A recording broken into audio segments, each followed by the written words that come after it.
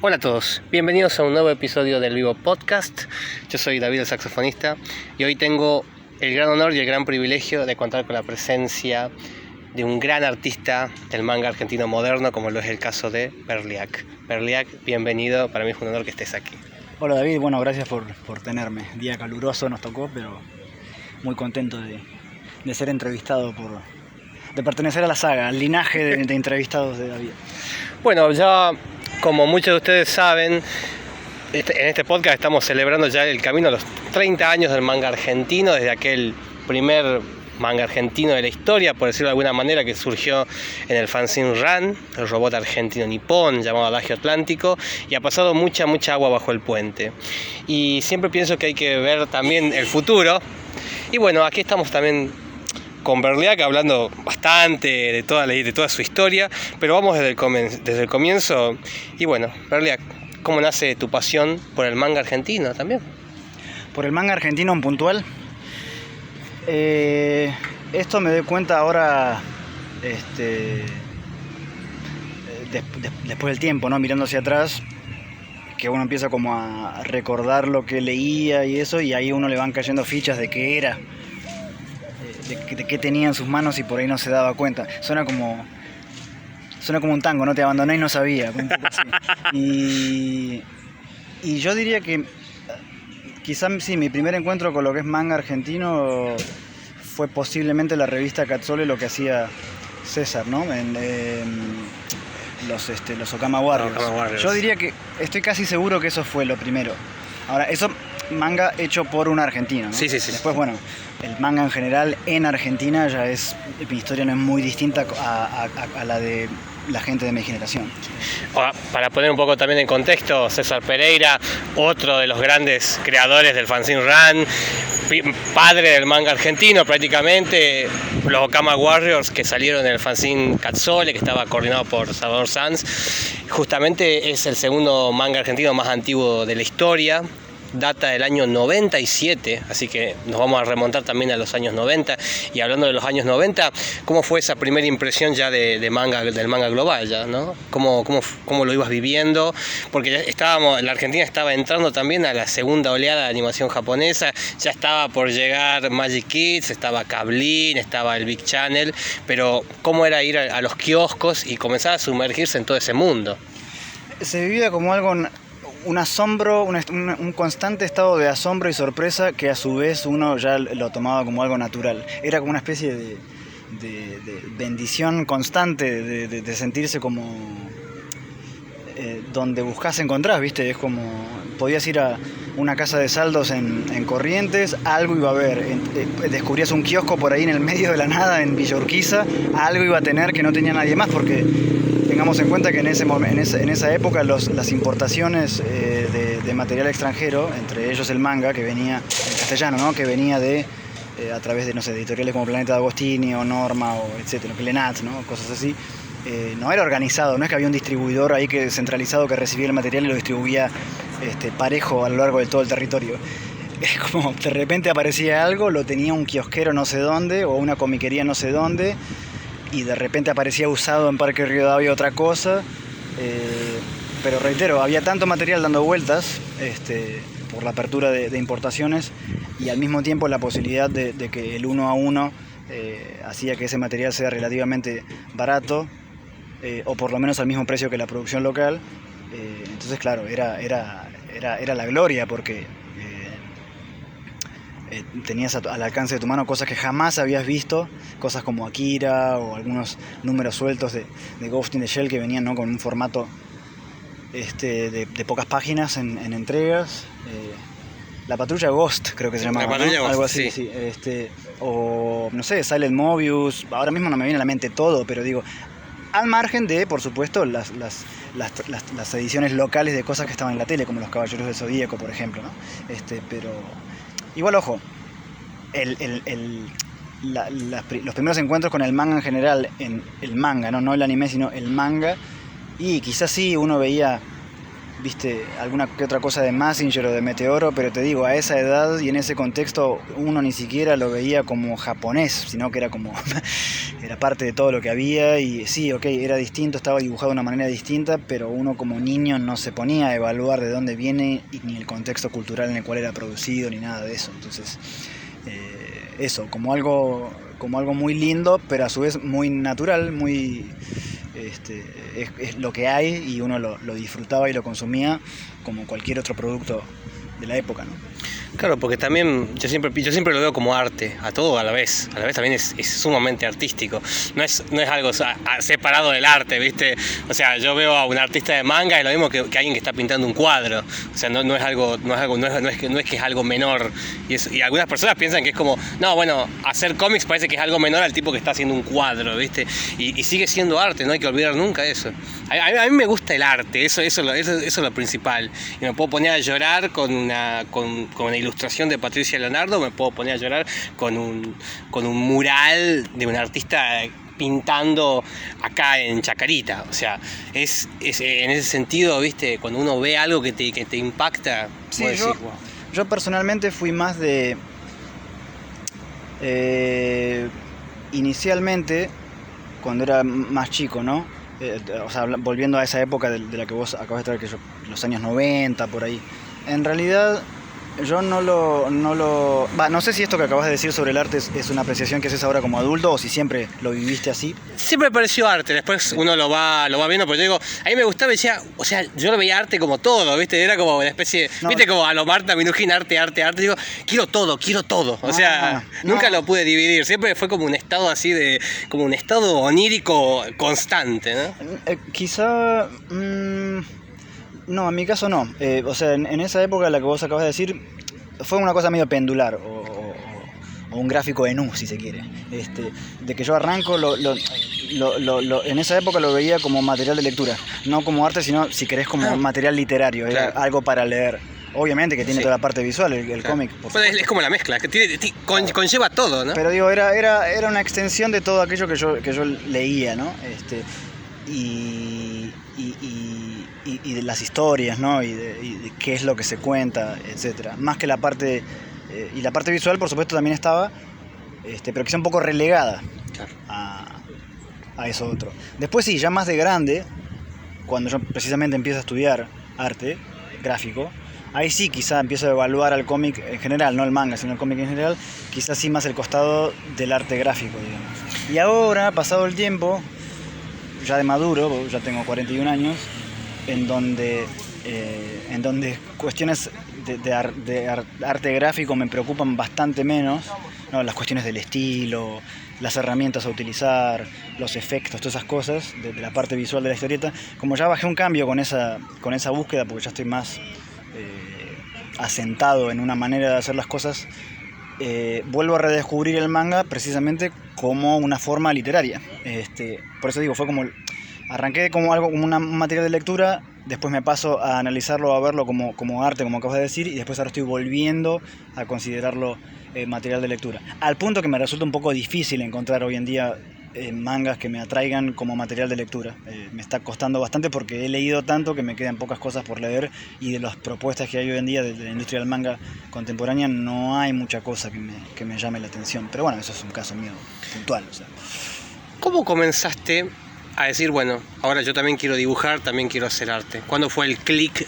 Porque una cosa siempre es verlo, siempre es comprar, ir a ver cómics, ir a ver mangas y decir ahora, bueno, ahora yo quiero hacer arte también, ¿no? No, como todo el mundo, no, uno empieza dibujando de chico. Si sobrevive al apocalipsis zombie que son las escuelas que te quieren reemplazar precisamente ese tipo de expresión visual, te la quieren reemplazar por un tipo de expresión puramente verbal y descuidar todo ese otro costado. Si uno sobrevive a eso, continúa dibujando siempre. Ahora, bueno, si tu pregunta apunta a cuándo se vuelve serio, digamos, a cuándo comienzan las ambiciones, y yo diría que después de terminar el secundario, yo ya sabía que iba a estudiar Bellas Artes. Pero claro, como se vino la crisis del 2001, Me acuerdo que en esa época la Facultad Previliano Pueyrredón entró en un paro indefinido, perdí un semestre, después perdí otro a causa de estos. Entonces, y después, bueno, como la cosa no cambiaba, surgió ahí una propuesta de mudarme a Europa y yo acepté la propuesta, me mudé y en Europa, nada, la tuve que remar y no pude estudiar, digamos, académicamente, pero sí que me tomé muy en serio aprender a pintar. Y eso fue lo que hice durante 6 años, me dediqué exclusivamente a la pintura, muy obsesivo, a un nivel obsesivo, y ya dibujaba menos y cómics casi nada. Y es cuando vuelvo a Argentina en el 2008, yo en el 2008 vuelvo por unos 3 o 4 años a Argentina, y es en esa época que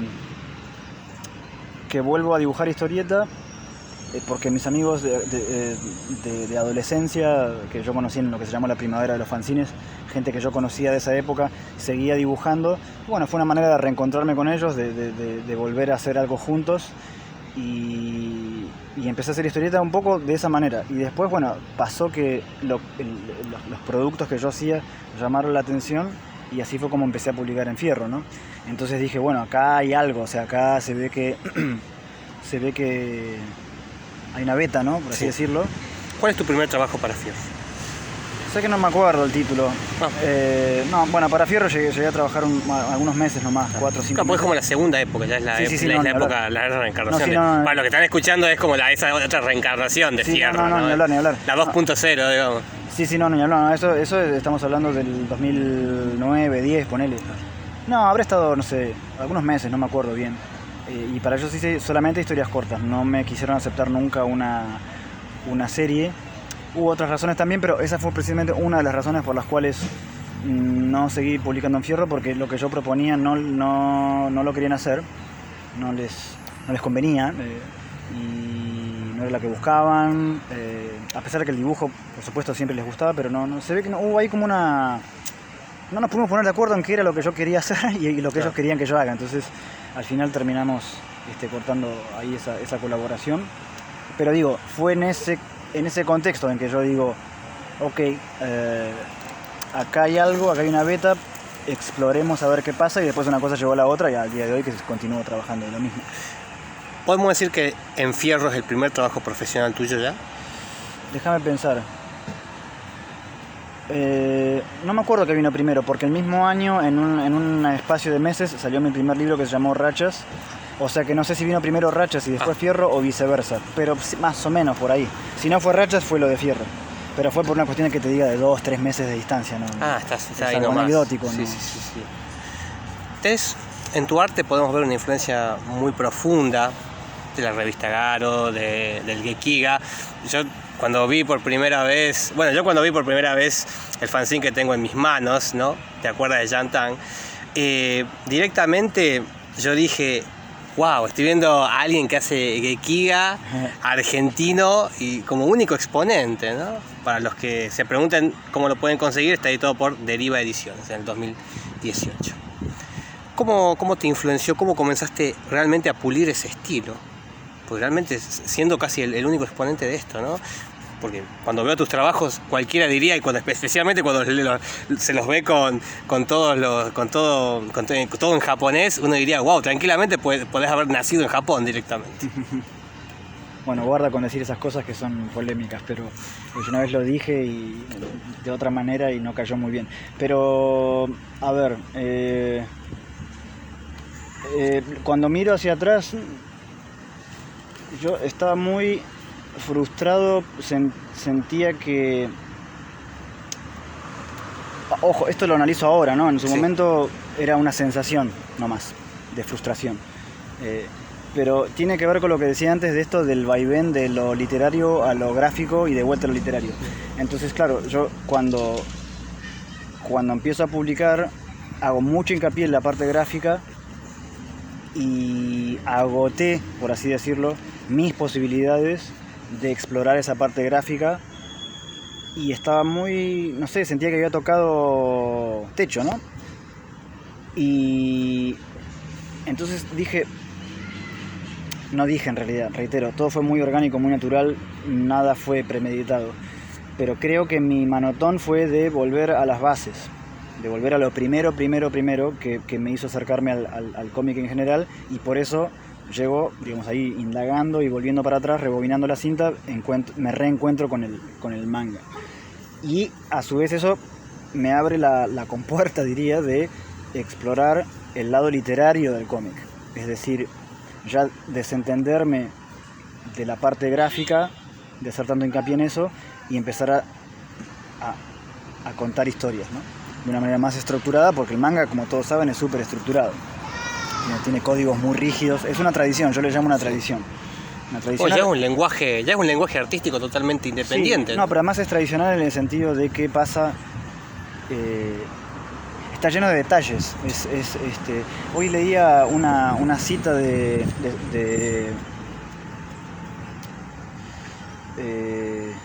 no sé si era de San Benito, no me acuerdo, o de algún, no me acuerdo quién era, un monje benedictino. Sí.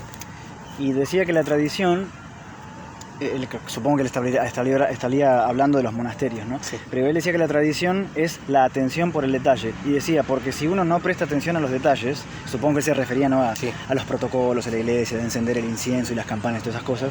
Decía, si uno no presta atención a los detalles, si uno no es capaz de prestar atención a los detalles, menos va a ser capaz de prestarle atención a las cosas importantes. Entonces la tradición lo que hace es precisamente desarrollar la capacidad de prestar atención a los detalles. Y a mí el manga me forzó a eso. Es decir, me constriñó de alguna manera me redujo las posibilidades, me acotó las libertades no estilísticas, pero al obligarme a enfocarme en los detalles, que en el manga son infinitos, porque estamos hablando de, 80 años de historia, ponele. Sí. Ya podemos ir hasta 100, podemos redondearlo. Digo, el manga moderno que nace con Tezuka, que se empieza a codificar, sí, más o menos 80 años por ahí. Y digo, hay que aprender todo eso, ¿no? Digo, lleva mucho tiempo, y así como me volví obsesivo en su momento con aprender a pintar, me pasó lo mismo con el manga. Y al Gekigan puntual llegó porque fue el primer material al que yo estuve expuesto de adulto del manga. Porque, reitero, o sea, yo, los 90, cuando era niño, ¿no? Esa es una etapa. Después no leo más manga y vuelvo al manga, y lo primero que encuentro como adulto es ese tipo de material. Es muy interesante que hay todo un paralelismo, ¿no? O sea, de la infancia, adolescencia, después ya volver a la adultez con el Gekiga, ¿no? Es muy, muy interesante cómo era todo tu paso, ¿no? Y a la vez estudiar pintura, o sea, hay todo una especie de evolución hasta llegar al... Pero miralo de esta manera, o sea, cuando yo trabajaba en mi etapa pre-Gekiga, ¿no? Yo trabajaba el género criminal, el blanco y negro contrastado, no me gustaba, por ejemplo, mucho Alberto Breccia, me gustaba muchísimo, lo estudié muchísimo. Algunas cosas de José Muñoz también, las primeras cosas que hizo. También el primer Mandrafina, como gente de esa escuela, ¿no? del contraste, del blanco y negro, y muy de género criminal. Entonces, obviamente que me iba a tirar Yoshihiro Tatsumi, y Takao Saito, gente así, porque era lo mismo, pero en Japón, ¿no? Y el mismo género, los brochazos, ¿no? Ese estilo de brocha gorda, ¿no? Como le digo. Y me parece que ahora que lo pienso es como era obvio que me iba a tirar por ese lado. Porque hubiera sido muy difícil pasar de Alberto Breccia a Masakazu Katsura, ¿entendés? Como, que te reitero, o sea, a mí eso me gustaba de chico, pero digo, el enroque, ¿no? De cambiar una cosa por otra era demasiado violento. Entonces quizá el Gekiga quizás se presentó como un eslabón necesario para volver de vuelta a orientarme hacia el manga. Y fue una estación, una estación en la línea constante de evolución, hasta el punto en el que estoy hoy, ¿no? Que ya no tienen tanto que ver con el Gekiga de la vieja escuela, y tiene que ver más por ahí con el seinen, ¿no? También nombraste Tezuka, ¿no?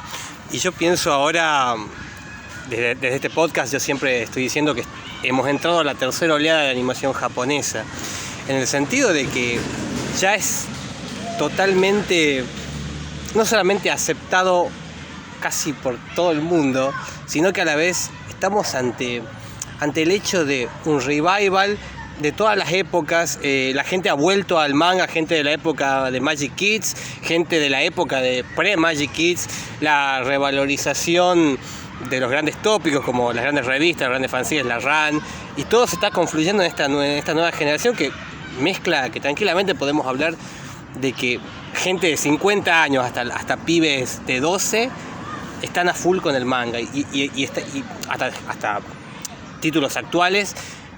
Todo el mundo confluye leyendo de diferentes épocas, volvemos para atrás, volvemos para adelante. Eso se nota mucho con la gente con hijos, ¿no? Sí, que sí. Es un legado, ahora sí ya es un legado mucho más fuerte. De repente van a comprar y le compran lo que sea que esté de moda para chicos hoy en día, que probablemente los hijos lo ven en la tele, y le piden eso.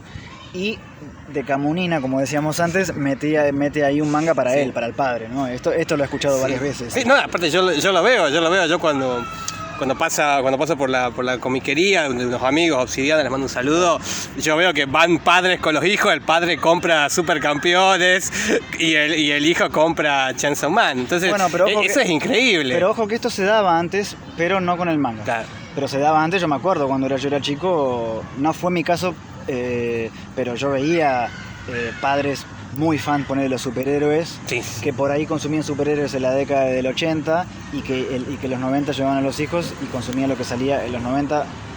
Tipo, entras a una comiquería y por ahí el padre compraba algo de Chris Claremont o de Jack Kirby y el pibe por ahí le compraba algo de Image, sí. ¿Entendés? O sea, eso siempre se dio, pero con el manga sí que es cierto. O sea, es impactante verlo con el manga, ¿viste? Es que hizo falta que pase el tiempo. Sí, obvio. Porque recién ahora los de la primera oleada, como vos lo llamás, sí. Estamos en edad de tener hijos. Entonces sí. Hace falta que pasen las generaciones, ¿no? Para que se dé esa contaminación, como yo lo llamo, esa cosa positiva de ir pasando de generación en generación. Pero sí, eso es inevitable. Y volviendo y vos recién decías lo de que el manga ahora está en todos lados, ¿no? Bueno, sí. De hecho, caminamos, ¿viste? Los puestos de diarios. Si bien es como un revival, ya existía en los 90, yo escuché las historias a fines de los 90, veníamos todo el material, pero el hecho de que a la vez también se edite mucho también acá en Argentina, también eso es bastante interesante, ¿no? Precios que... A ver, pongámoslo de esta manera, sí. ¿No? O sea, a la gente de mi generación nos tocó ver los albores de la globalización. Y a la gente de hoy está precisamente, no te diría, sí, quizás digamos en la cúspide de un proceso de globalización. En el manga se está globalizando, con todo lo que eso conlleva, para bien y para mal, pero digo, es parte de un proceso sociocultural a nivel mundial. Y volviendo a mi cuestión en particular, de mi trabajo en particular, creo que mi trabajo precisamente de carambola, creo yo, ¿no? Encajó en ese proceso de globalización, pero desde el otro lado, ¿entendés? O sea, ya no es más que el manga viene para acá, sino que el manga que se produce en Occidente va para allá. O va para todos lados, ¿no? Porque ya es global. Hay una frase budista que dice un paso para el este es un paso para el oeste, porque claro, como vivimos en un mundo redondo, sí. No importa para dónde vayas, te estás acercando al punto de origen, o sea, es un proceso normal de hoy en día. Reitero, no es ni bueno ni malo, es lo que es. Sí. Y creo que por ahí mi trabajo, eso, tiene que ver con... Quizá tiene que ver también con que yo vivo en Europa, entonces, claro, como ahí cada país tiene su producción local con fin de idioma, quizá da la impresión de que yo sea por ahí un autor que entre comillas internacional, pero no es tan así, porque yo he publicado sobre todo en Europa y Europa es en sí mismo un territorio, ¿no? A pesar de que mi libro haya salido en distintos idiomas, es casi siempre dentro del mercado europeo. Recién ahora he empezado a publicar profesionalmente en otros mercados, como es el caso de Japón. Ahí me quiero detener, o sea, ¿cómo, para los que están escuchando y son más chicos, tienen 18, 19, cómo es publicar para Japón? Eso es algo que a mí me impactó mucho. Ver tus dibujos con toda en japonés es muy impactante. O sea, yo cuando vi eso, yo dije, wow, o sea, realmente hay un paso y por eso te pongo como en la cúspide del manga argentino moderno. ¿Cómo es publicar para Japón? Pero ¿tu pregunta apunta a la parte técnica o...? En general. No, pero necesito... ¿Cómo llegaste primero a publicar para Japón? Okay, ¿Cómo realmente se llega? Ahí va. Si bien ya estabas haciendo en Europa, pero ¿cuándo es el...? Porque ese para mí es como el gran salto, ¿viste? Como el que quiera... No sé, como el que le gusta el fútbol y pueda jugar... no sé, en un club de fútbol de acá, ¿viste? No sé, es como wow, o sea, hacer manga argentino casi para Japón, es muy, muy fuerte. En mi caso puntual, mi táctica fue, que no fue una táctica, fue algo que es... A ver, reculemos. el camino que me hizo llegar a publicar en Japón no fue muy distinto a lo que me hizo llegar a publicar en cualquier otro país, que es a través de otros autores. Entonces, cuando yo siempre fui muy de salir a buscar a la gente, de contactarlos, de charlar, de intercambiar ideas, intercambiar material. Y no, esto fue siempre así. Yo siempre fui muy de eso, de hacer contacto, ¿no? Con gente que me interesa lo que hace y que siento que tenemos algo en común. Y en el caso japonés no fue distinto. Conocí algunos autores, sobre todo online, obviamente, algunos en persona, y yo los ayudé a expandir su trabajo fuera de Japón, y ellos han tenido cierta injerencia así en que yo llegué a Japón mostrando mi trabajo a gente que conocen, o con un simple retweet de mi trabajo, ya, no, eso abre cosas, porque en Japón, viste, la red social es Twitter, entonces todo el mundo está muy pendiente de eso. Entonces, claro, si alguien con muchos seguidores te hace un retweet, ya te pone ahí, te coloca bajo el foco, ¿no? Bien. Y yo diría que fue un poco así. O sea, por ejemplo, te doy un ejemplo puntual. El caso del Endo Yoshimizu, que publica Ryuko acá en Argentina con la editorial Buen Gusto. Eso yo ahí hago de puente, ayudo a gestionar eso, no que se concrete, sino a los primeros pasos, que son normalmente los más difíciles, por cuestiones idiomáticas, por falta de contacto entre autor y editor. Entonces yo hice de puente ahí, después ya lo dejé en manos de la editorial, que han hecho un gran trabajo. Endo Yoshimizu súper encantado con todo, y después la gente, los autores que se apoyan mutuamente, se acuerdan. No es que se deban favores, sino que realmente les surge de dentro empujar por el trabajo de uno, si ellos confían en que uno alcanza el nivel, ¿no? Como para poder llegar a publicar en ese mercado. Ahora mismo estoy publicando historias cortas nomás en una revista que se llama Avalon, que se produce exclusivamente para el evento que se llama Comitia, que es colosal, es enorme, recibe miles y miles y miles de personas. Yo no sé si agotan tirada ahí, pero casi. Una barbaridad, o sea, una brutalidad. Y así que con ellos es mi primera experiencia de colaborar frecuentemente, y después estoy hablando con la editorial para hacer algo un poco más ambicioso, pero eso de momento lamentablemente no puedo hablar.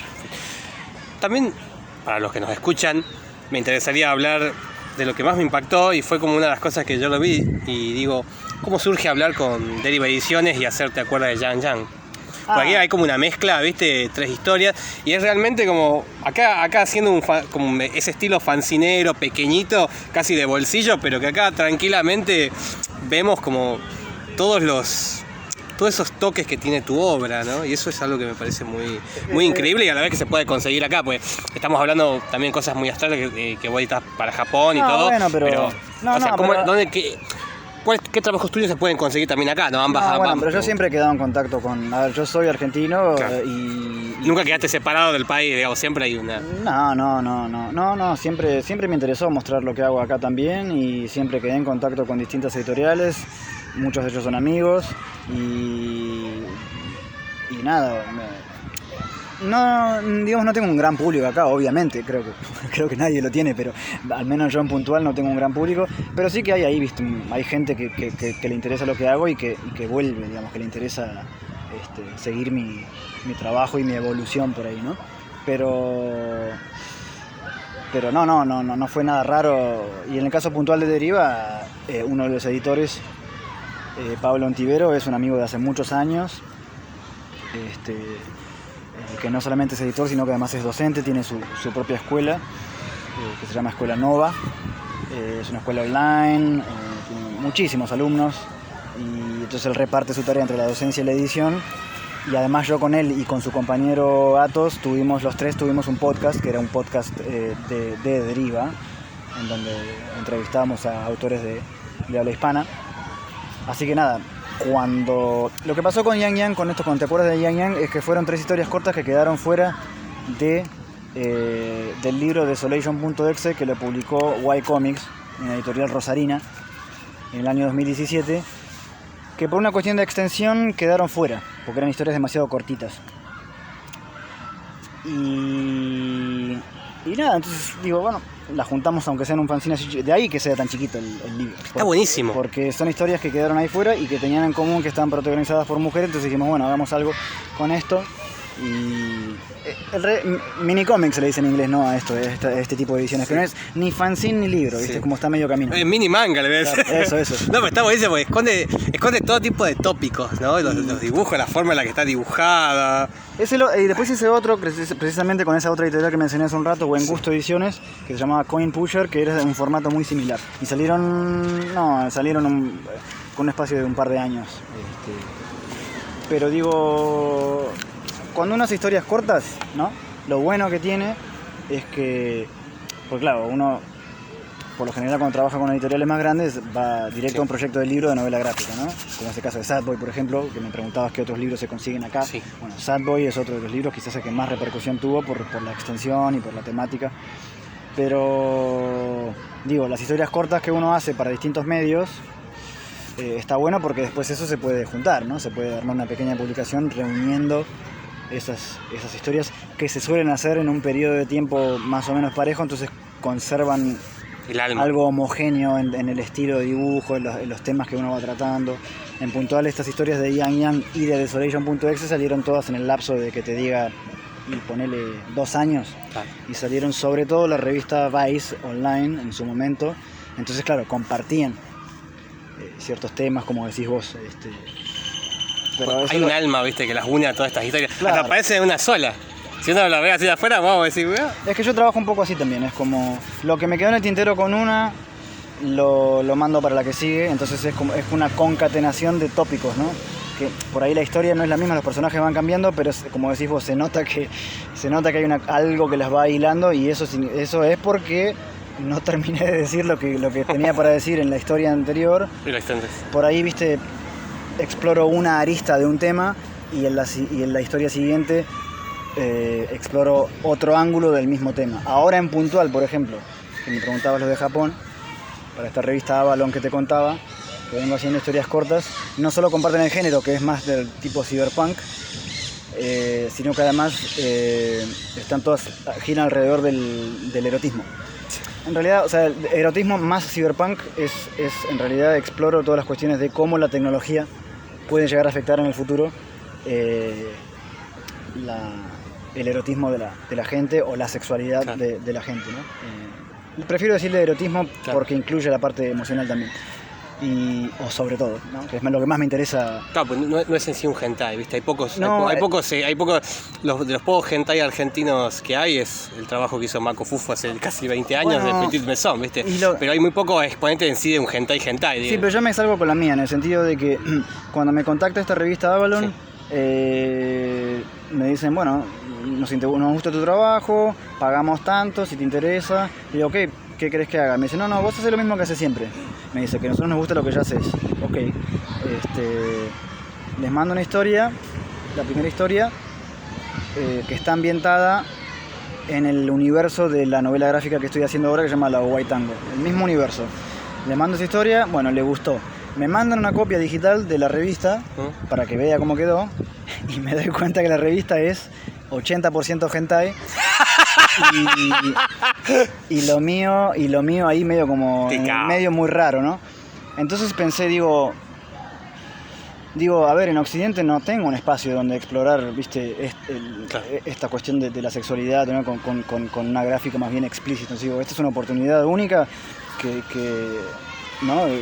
Obvio. Que de repente tengo un espacio donde puedo hacer este tipo de material que, si no es acá, es ahora o nunca. Entonces empecé a mandar estas historias de cyberpunk erótico, sin llegar a ser hentai, pero sí que, bueno, como ves en Yang Yang hay unas páginas. Sí, hay unas páginas. Está buenísima. Justo ese cuadrito ahí es espectacular. O sea, es un erotismo perfecto, ¿viste? Por eso digo que me salgo con la mía, porque yo lo que hago es tomar, digamos, los clichés de la estética del hentai, pero los meto en un contexto que por ahí, viste, sale una pantalla de televisión. Es como que lo cuelo despacito, de otra manera, pero lo hago formar parte del contenido de la historia. No, y es muy interesante eso porque también vuelve. Yo vi muchas revistas japonesas, había visto también de los años 80, de los años 90, y es muy curioso el hecho de que uno veía que era medio casi como para adolescentes, ¿no? Pero uno veía en un momento pasa una historia a la otra y una escena hipersexual impresionante y después vuelve otra vez light, ¿viste? Y eso decía, wow, o revistas que nada tienen que ver y cambias una hoja así y ya es una mina en pelota y después vuelve toda la normalidad. Yo cuando vi eso por primera vez me pareció un flash. Y ahí volviendo, recapitulando, me hizo acordar mucho esto, ¿no? El hecho de, wow. Otra cosa que es como está producido para Japón, pero está hecho desde fuera de Japón, dije, bueno, quizá puedo ofrecer una mirada, extranjera, ¿no? A ese contexto. Y claro, en Japón lo que es la producción de material pornográfico no es como en Occidente. Acá está súper censurado, sí. Y es como en un... ¿viste? En un contexto muy determinado. Muy determinado y hoy en día en la era de internet es como tenés que ir a una página porno, etcétera, ¿no? En cambio en Japón siempre fue como mucho más... como decimos, abrís una revista. Es impresionante. Es más, agarren las Shonen Jump del fin de los 80. Hay historias, está la vida en pelotas, coge, hace de todo, ¿viste? Y vos decís, wow, y después vuelve a lo normal, ¿viste? Después vuelve un manga de béisbol, ¿viste? Y vos decís, wow, ¿qué es esto? Es un tema muy largo. Pero los japoneses, digamos, tienen muy incorporado todo ese costado hentai, ¿no? Hentai, sí. En japonés... Lo decimos como en general, ¿viste? Es como una cosa en general. Hentai es un adjetivo, y en japonés hentai se dice de la persona que es, como se dice, un viejo verde, ¿viste? Claro, viejo verde, sí, verde, un roshi. El verde, sí. Eso es lo que significa hentai. Claro. Un pervertido vendría a ser. Un pervertido, claro. No, pero ya acá lo decimos como un modo de ejemplificación por... Entonces los japoneses tienen muy incorporado ya eso, forma parte de su cultura y a su vez vos mencionaste lo del shonen, ¿no? Sí. Reitero, es un tema muy largo que se nos va muy por las ramas. Pero es como un pequeño pantallazo, ¿viste? Que justo vi algunos detalles así, ¿viste? Lo que pasa es que lo que los japoneses hacen es acompañar el desarrollo sexual de las personas. Claro. Es decir, obvio que no miremos para otro lado, obvio que en esa edad, cuando llega la pubertad, es una revolución hormonal. Claro. Entonces lo que hace la cultura japonesa, y esto no es una cuestión de capitalismo, no es una cuestión de modernidad, sí. No es una cuestión de mercantilizar esos impulsos naturales del ser humano. Es de siempre, porque antes del hentai tenías el ukiyo-e, el shunga, ¿no? Que se siempre llamaba, existió, siempre hubo. Los famosos pillow books que se guardaban abajo de las almohadas con contenido erótico grabados en madera. O sea, los japoneses, ¿no? Al no ser una civilización cristiana, tienen otra mentalidad y otra relación con la sexualidad, y forma parte de los impulsos naturales del ser humano. Entonces, aparte es arte, no hay que olvidar que es arte, o sea, no deja de ser arte. No, bueno, en Occidente también, pero tiene más de tabú, ¿no? Claro, pero por eso acá hay mucho más tabú en ese sentido. Y entonces, digo, cuando me encargan estas historias, digo, bueno, puedo traer la otra mirada desde afuera sobre esas cuestiones en puntual. Entonces, por eso digo, ¿cómo afecta la tecnología a la sexualidad de los seres humanos? En donde hoy ya, digamos, estamos hablando de robots, de inteligencias artificiales, de IAs, de virus, pero ya no el SIDA, sino otro tipo de virus. Entonces, digo, juego con eso, ¿no? Y les gustó mucho. Al editor siempre me envió devoluciones de lo que le iba mandando y siempre le gustó, así que le seguí dando para adelante al día de hoy. ¿Cómo es el editor? O sea, ¿cuál es el trabajo de un editor, no? Eso es muy interesante saberlo, ¿no? Porque se habla, viste, mucho como el editor, como el segundo co-creador en algunos casos. Sí, pero ¿cómo es el editor actual? Bueno, ten en cuenta que yo no soy japonés, entonces claro. El trato de la comunicación es mucho más escueta. Y él también ya se acerca a mí como no japonés, con una hoja en blanco, perfecto. No me puede pedir... Lo mismo que a un japonés. No, porque... no es lo mismo, yo no soy japonés. Por eso, una vez me preguntaron, me acuerdo, en un festival, en una entrevista muy parecida a esta, pero en un escenario, en Suecia. Y era una académica, Jacqueline Bern se llama, una genia, y me preguntaba por qué yo le llamaba gaijin manga a lo que hago, ¿no? Y por qué no simplemente manga. Y le digo, porque soy gaijin, o sea, porque existe Japón. Y si existe Japón, también existe no Japón. Entonces digo, me parece mucho más auténtico y honesto admitir de entrada que esto viene parte de acá, que hacer de cuenta que formo parte de todo eso otro. Que hay mucha gente que hace eso, ¿no? O sea, hay mucha gente en Occidente que firma con un nombre japonés, que tiene un estilo 150% de manga japonés y buscan trabajar de esa manera.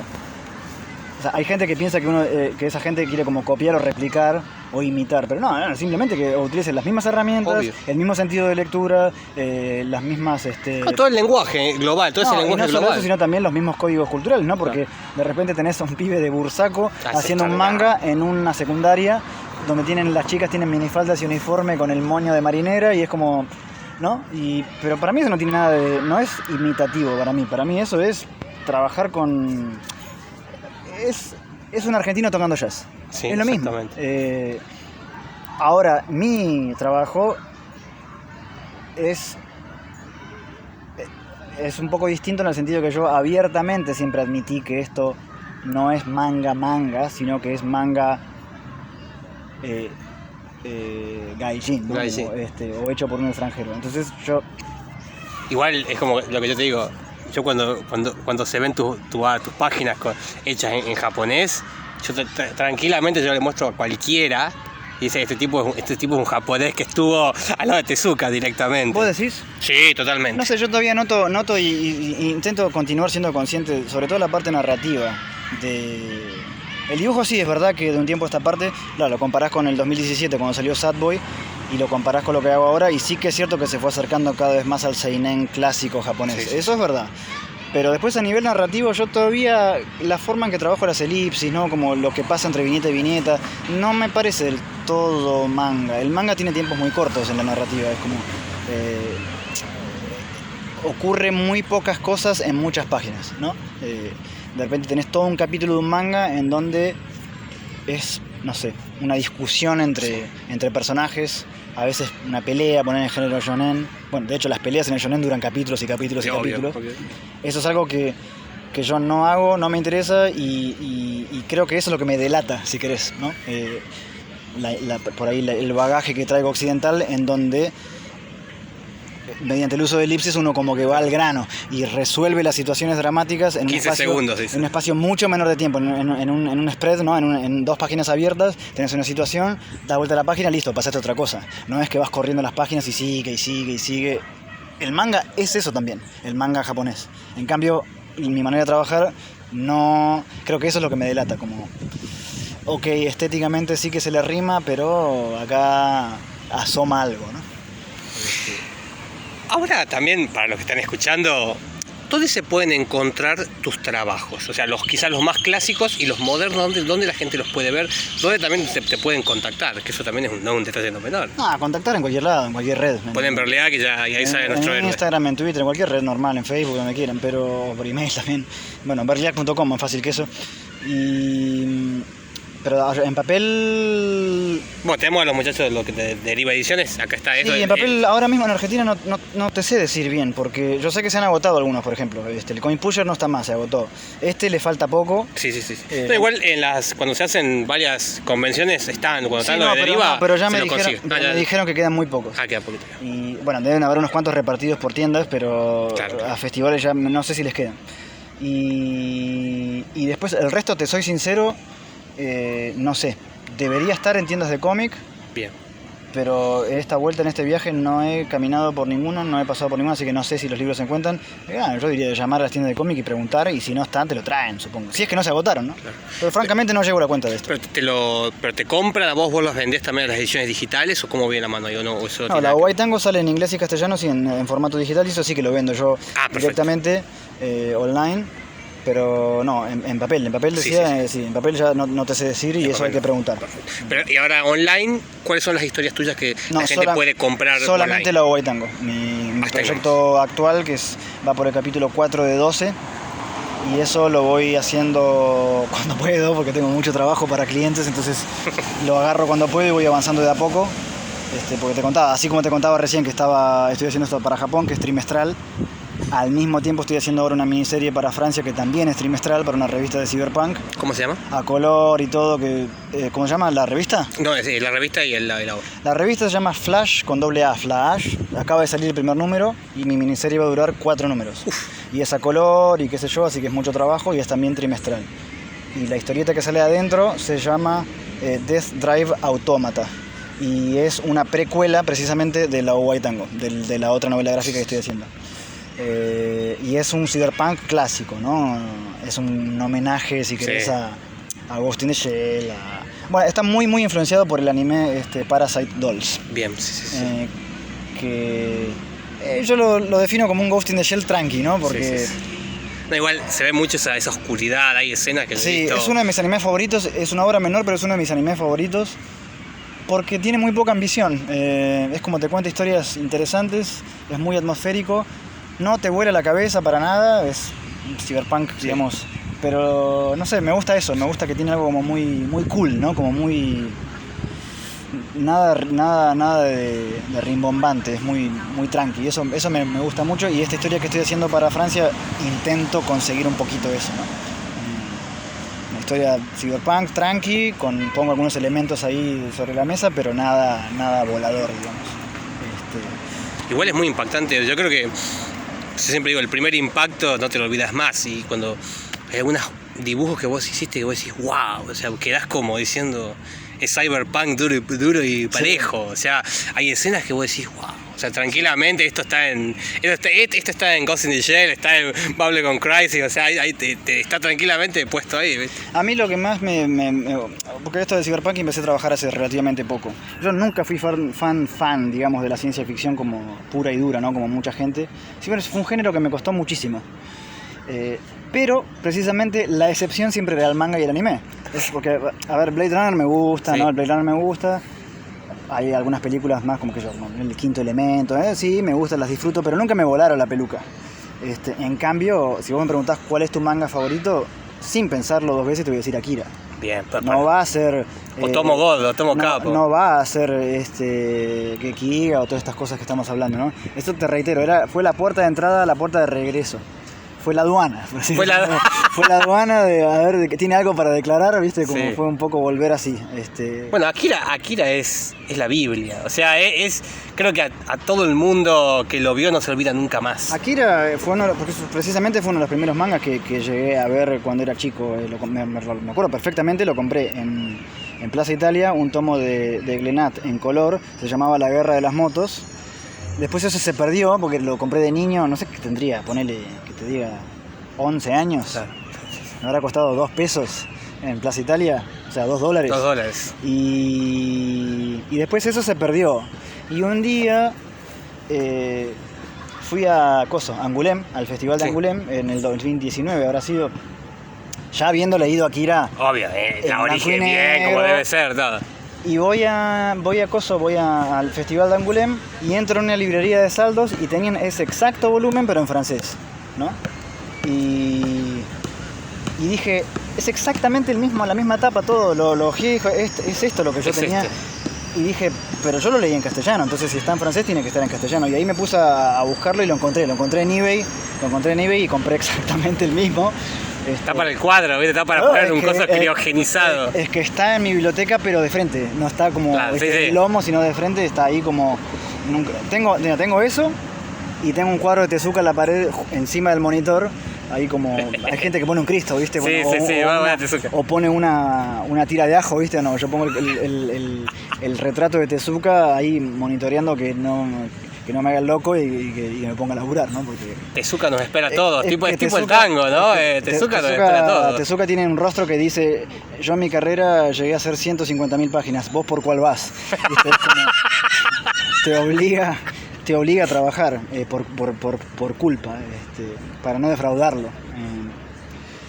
Y eso, volviendo al tema del cyberpunk, ¿no? Digo que, de vuelta, fue un primer amor y hoy en día me interesaba tocar estos temas del erotismo y todo esto, que en realidad, reitero, el erotismo está presente en casi todos mis trabajos, o sea, en Yang Yang está, en Desolation.exe está, en Sadboy ni hablar, incluso la orientación sexual está presente en Sadboy, o sea, el erotismo estuvo presente en todos mis trabajos, porque me interesa, reitero, el lado emocional, no tanto la exhibición del sexo, sino la parte emocional.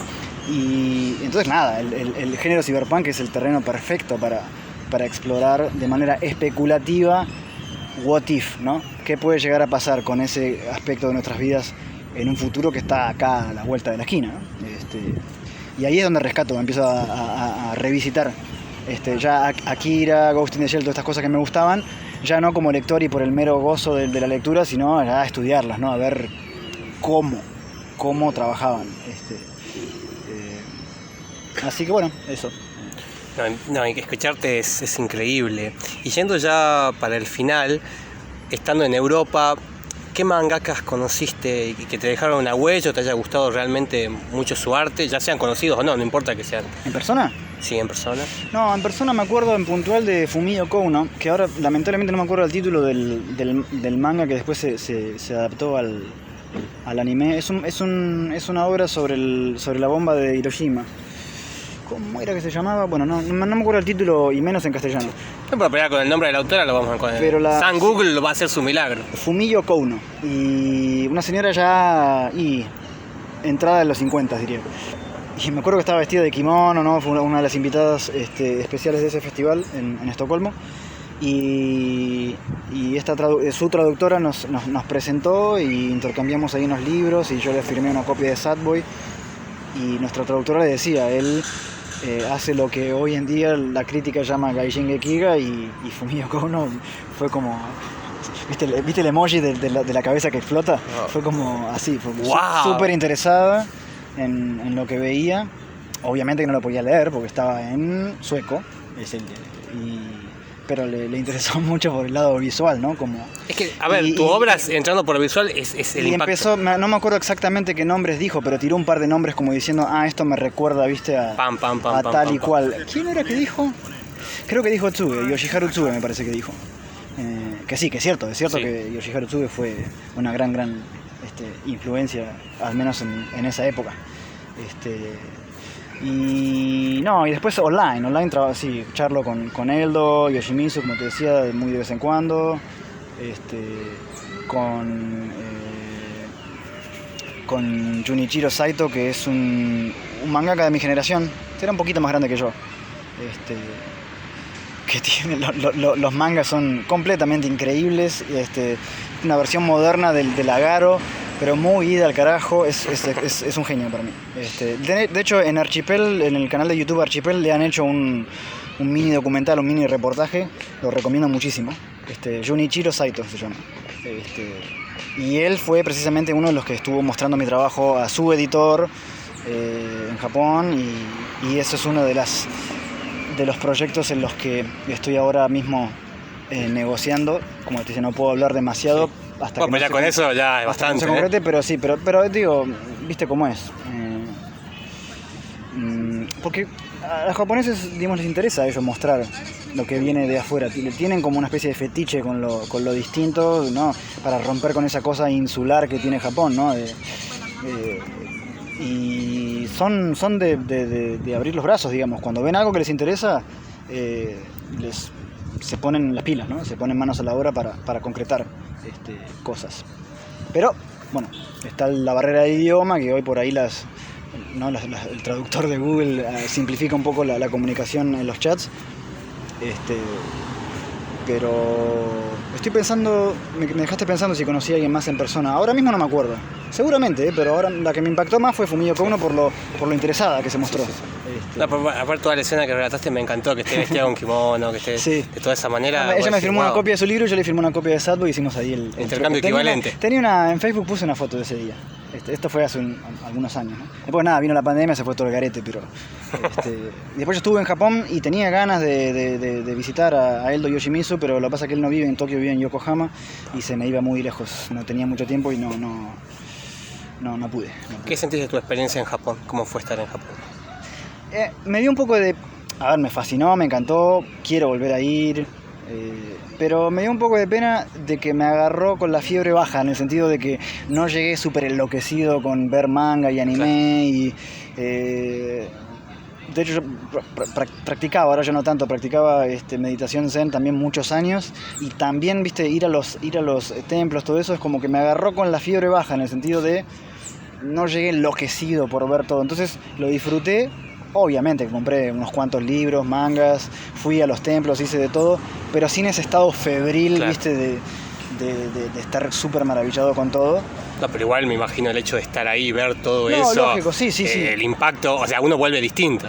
O sea, nada va a ser comparable con pisar el mismo lugar, ver esos lugares, los ambientes urbanos, Sí, más eso urbanos, ni hablar, eso ni hablar. todo. Pero digo, eso ni hablar, pero yo creo que si yo no me dedicara al trabajo que hago o no fuera fan del manga o lo que sea, creo que me hubiese pasado igual, ¿no? A eso quiero llegar. Sí, ya lo digo como en estado general, o sea, cuando me gusta analizar Japón, me gusta analizar todo, el arte en general, todo en general. No me acuerdo quién fue en puntual, quién me dijo, pero algún colega o editor me dijo, che, ¿por qué, ya que estuviste en Japón, ¿por qué no haces un diario de viaje, viste, en cómic, ¿no? Un diario de viaje de tu... Y no me llama, no, lo disfruté de otra manera, no fui con la mente ahí abierta en cuanto a incorporarlo de alguna manera a mi trabajo, ni nada de eso. Fui de turista a disfrutar, a comer. Como corresponde. Bueno, la comida es todo un tema también. Otro arte totalmente distinto, pero muy disfrutable. Me han caído ciertas fichas culturales de que tienen que ver con el manga, que la diferencia, por ejemplo, entre Osaka y Tokio. Dos mundos diferentes, sí. Y en el manga se nota. Y esa diferencia que en el manga era un poco abstracta, claro, cuando visité esos lugares me di cuenta que de algún lado viene, ¿no?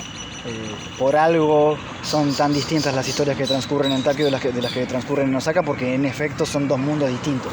Bueno, justamente sobre este tema, el hecho de que todo influye, todo de la cultura también influye, el idioma, o sea, cada espacio, cada lugar. Esto hablo con mi amiga, la sensei Victoria Moroy, justamente hablamos de que no es solamente estudiar el japonés, sino también estudiar la cultura, estudiar el teatro, estudiar cómo son los lugares, porque realmente todo influye en uno, ¿no? Y encima los mismos autores están influenciados por el lugar donde nacieron. No es lo mismo que acá, no es lo mismo alguien que nació en Buenos Aires que alguien que nació en Jujuy. O sea, su visión de la vida, su cosmovisión de todo es totalmente ¿Vos de dónde diferente. sos? Yo soy en Tucumán. Vos sos tucumano. Yo soy tucumano en realidad. Sí. Bueno, hablando de ese tema, por ejemplo, y que es precisamente una de las cosas que más le fascinó al editor japonés para el que hago las historias cortas ahora, que es que yo pasé todos los veranos de mi infancia los pasaba en el campo, por la zona de Pergamino, por ahí. Sí. Un pueblo de por ahí donde viene mi viejo, claro, y ahí es pampa abierta, es pasto. Obvio.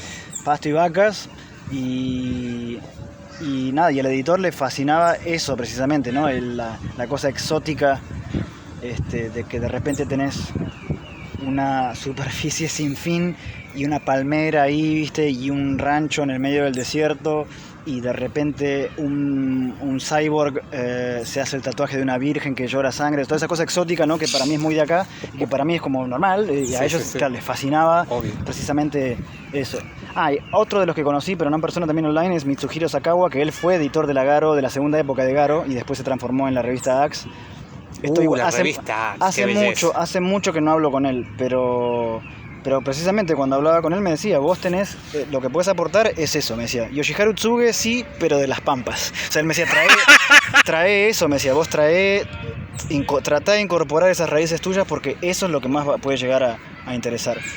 Lo que me quiso decir fue, no cometas el error, entre comillas, error para él, ¿no? Claro, sí, de querer ser japonés, porque no te va a salir y no les va a interesar. Ya hay de eso. Ya tenemos mucha gente que lo hace mucho mejor que vos. Entonces, trae lo que solamente vos puedes aportar.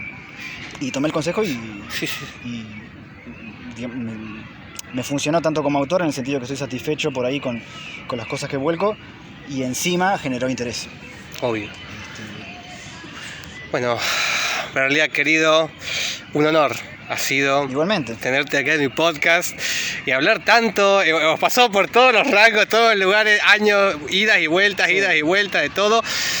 De vuelta, para todos los que están escuchando, bueno, Berliak, lo pueden encontrar así en todas las redes sociales. Sí, en berliak.com es como una especie de... Ahí está todo. Es como una especie de, ¿cómo se llama esto que se usa ahora? Que es como una página que tiene todos los links. Sí, como el LinkedIn. Eso es. Sí. Esa es la más fácil, berliak.com, y ahí tenés los links a cualquier red social que quieras. Bueno, ya saben, amigos.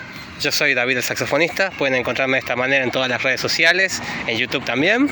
Y bueno, y este podcast, el Vivo Podcast, pueden escucharlo en Spotify y en Apple Music. Bueno, ahí está. Vivo es justamente por Cowboy Vivo, claro. Porque yo tenía 5 añitos, prendí la TV, estaba Locomotion, y eran las míticas noches Locomotion con Cowboy Vivo. El proyecto que estoy haciendo, la Hawaii Tango, es un pequeño guiño a eso, ¿no? Es como, también vos tenés Vivo, yo te mando el tango. Es un pequeño... Tremendo. Bueno, Un saludo a todos. Chao. Gracias.